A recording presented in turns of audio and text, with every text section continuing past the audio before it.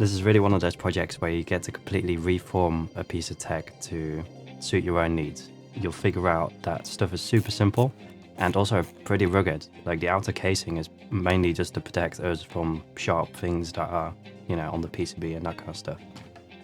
This video is sponsored by Bambi Lab.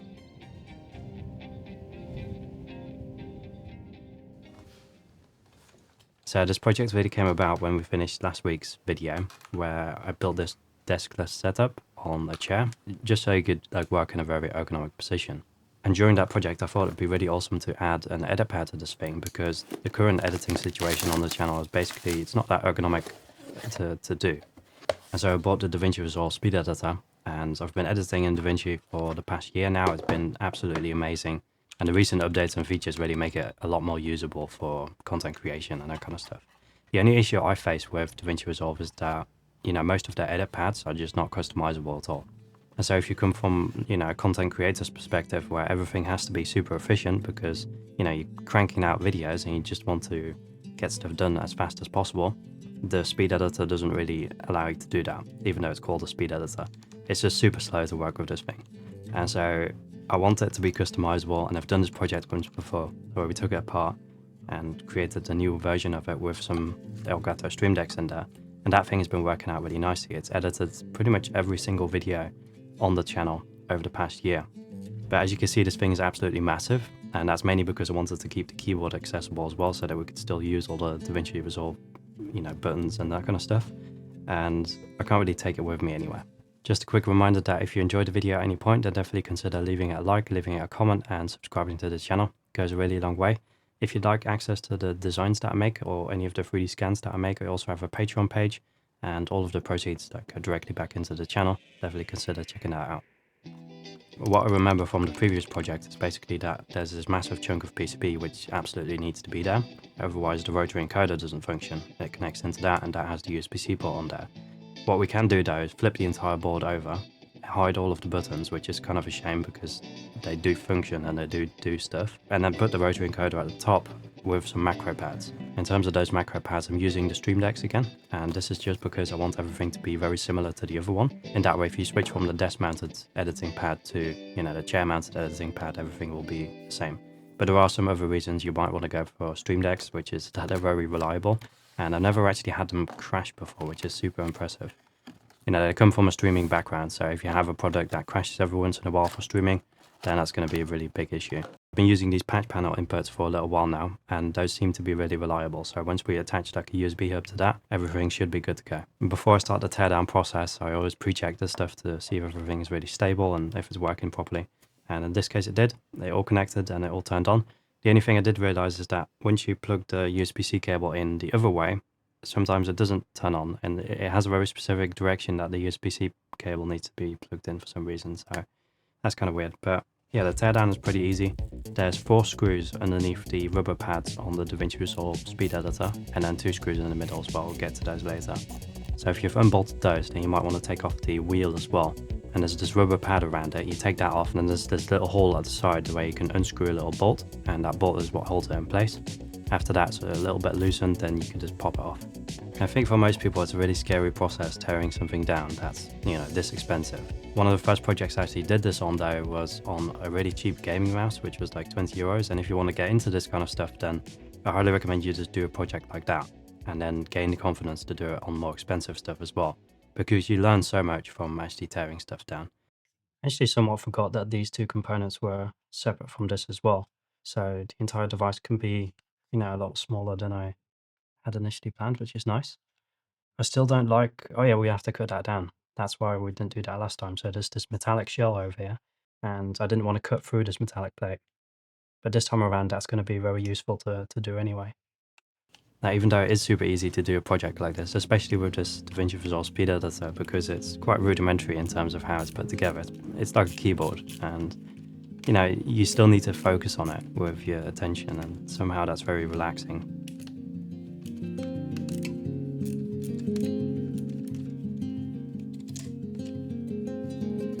Right, so all of the switches are soldered onto the PCB through that metallic plate, which is what I said in the last video as well. I should have watched it. And that's another reason why this is so difficult to actually take off because we're going to have to cut right next to the PCB. And the ribbon cable doesn't necessarily have any latching mechanism in there, so you just pull that out. But you do have to be careful with this ribbon cable. If you bend it a little bit too much, then it does lose the contacts. For this part of the process, I wrapped it in a towel so that we wouldn't be scratching up any of the keys or, scratching the work surface. And I took a saw to it because I didn't necessarily want it to heat up too much. Otherwise, you could do this with an angle grinder, but I'm not entirely sure if that's going to be really detrimental to the PCB or the switches or anything like that. That wasn't too big of a hassle. I think most people are looking at this and it looks really rough, but it was pretty controlled. And for that last little bit over there, I just bent it and then it snapped off.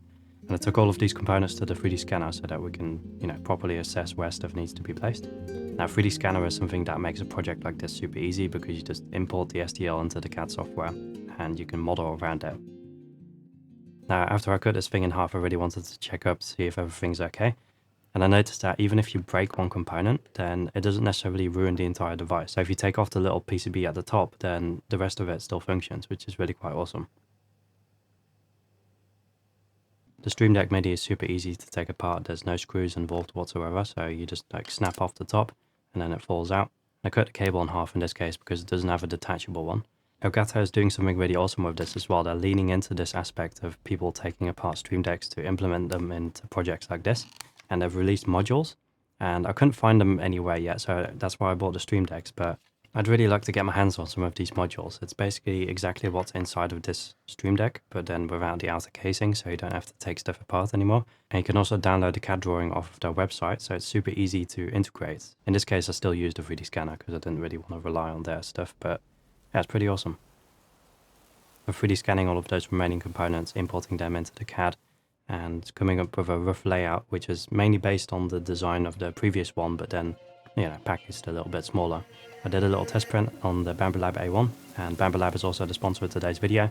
So they offer a wide variety of 3D printers ranging from the A1 Mini all the way up to the H2D, and accommodating filaments for this as well. What's really nice about Bambu Lab is that they have this entire ecosystem, so, the filaments, they work with the 3D printers themselves, and they have little NFC tags in there. As soon as you connect them to the AMS unit, then it automatically recognizes which filament that is. Now, these spools are actually reusable, so if you have 4 of these spools and all of them are on the AMS unit, you can buy refills after that. And you unlatch one of the spools, press it in there, untie some of these plastic strips, and then you can hook it up back to the AMS unit again. So with that AMS unit, you can do some really interesting things, like print support structure in a different material than the material that you're printing the main body in, and that allows it to be removed a little bit easier. Or you could do a multicolored print, which is not what we're doing here, but I did print it in 2 different colors because my filament ran out. So these test prints came out looking really awesome. Now, as I mentioned, I reutilized quite a lot of the old design, so all of the mounting hardware and that kind of stuff remained the same. But I really like the look of the exposed bolts, and in the comment section of the previous video, I got a lot of people suggesting that I don't do that, and that the design would be a lot cleaner. But I personally really enjoy the look of things that you know how to put together or something. It doesn't result in worse ergonomics in any way, so definitely let me know in the comments as well what you think. In terms of the mounting hardware for the VESA mount system, the bolts are actually coming from the inside of the device, but it kind of needs to be like this because there's not a lot of room on the inside to put like an extra bolt or a hold mechanism. In this case, everything fit together quite nicely, and it seems kind of useless to do a test print in this manner, but usually there's something wrong to the point where you have to redesign something, otherwise something doesn't fit. But the only thing that I could really ascertain from this test print was that there's this massive empty patch at the top left, and that looks really ugly, so I wanted to do something with that in the design process.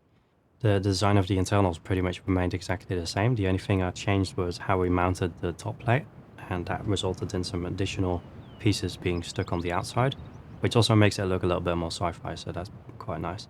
And there's this kind of protective indent where the USB-C angled connector plugs into, so we don't damage that in some way. After that's all finished, I took it back to the A1 again. It has a bed size which is just large enough to actually accommodate this print, so 256mm. And I really appreciate the speed and how quiet it actually operates at as well. So I usually operate at like 300mm per second, but it can easily go all the way up to 500mm per second if you want to. You can actually view the print in real time via the little camera that's on the side. If there's anything wrong with the print, the AI features will stop the print automatically. Otherwise you get like this bundle of filaments staying on the floor. And in general, I gravitate towards the Bambu Lab printers quite a lot because they're just so reliable. So special thanks to Bambu Lab for sponsoring this video. Definitely check them out. I'll leave some links in the description down below. the entire construction process went pretty smoothly, so I put some little nuts on the other side of these bolts, just so they don't drop back into the design. And then I put the main PCB in place, that's held in place with a single bolt. And the Stream Decks actually have this little bottom bracket, and I just bolt those directly into the 3D print. Yeah, there's nothing else holding that in place. And the timeline source control pad actually has a little 3D print in between it, and then a little bolt on the other side holding it in place. The patch panel input is pretty much friction fit in this thing, but I did need to put some bolts on the other side of this, otherwise you run the risk of it like snapping inwards. And we plugged the USB hub into that, and for the speed editor side of things, I put this U-shaped USB-C connector on the side, and that allows the cable to be connected on the inside of the device. Up until this point, everything was going really quite smoothly, and I thought we were nearly there, so I wasn't really paying too much attention, and the cable that goes from the rotary encoder to the PCB is way too short to actually make it there, which we knew before, and I thought I'd just extend that just like we did in the last one. Snapped it in half, added some extra wire length in between that, put some heat shrink around the connections, and I plugged it all in, tested it out, and nothing seemed to be working anymore. I was quite afraid that I'd just break the entire device, but I noticed that when I unplugged the rotary encoder, everything would start working normally again. So that's also really nice to know. You can just mix and match parts. The only issue is that the main PCB, like the massive one, needs to stay in place. And so I redid the wiring of the JST connector going to the rotary encoder. As soon as I plugged that one back in, everything started working normally again.